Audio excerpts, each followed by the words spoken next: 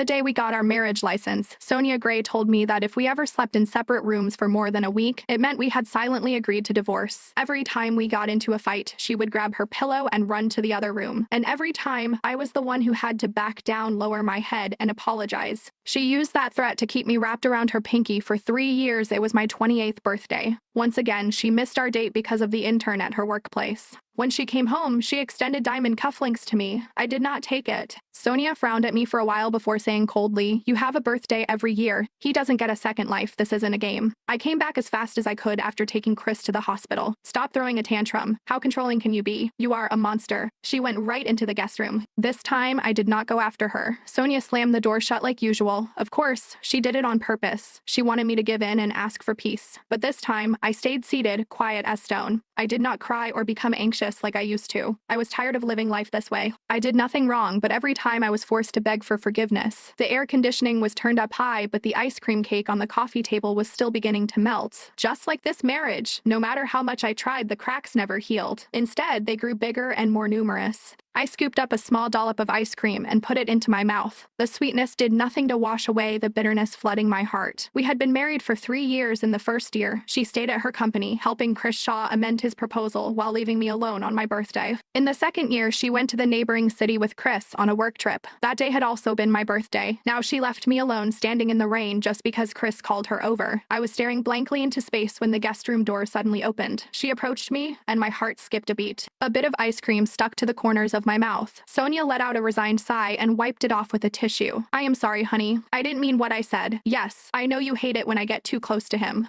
I promise I'll try my best to keep communication with Chris strictly tied to work." All the unfairness and hurt I had kept bottled up suddenly surged to the surface. My eyes reddened. For the first time in 3 years, she was the one taking a step back. Before I could even voice how happy I was, she continued. "Someone took a picture of me sending Chris to the hospital and sent it to the work chat. Everyone's calling Chris a homewrecker. He is sick. He shouldn't be dragged into this. I'd like you to clear his name." So much for her taking the first step, so much for feeling moved. She would throw me under the bus again and again for Chris. And now, she had only lowered herself to apologize because of him. For 5 years, I had poured my heart into loving this woman. Now, I laughed in her face. She took that as a yes. "You are the best, honey. I'll add you into the group. Once you clear his name, you can apologize where everyone can see it." So I cut her off. "Don't even think about it." She froze. The tender expression she had a moment ago vanished, replaced by exasperation. "We're innocent, Quincy. Why do you keep going after him? This rumor can very well ruin his life. He is just an intern straight out of college." The poor boy was crying his eyes out on the phone. I shot up from my seat and met her eyes.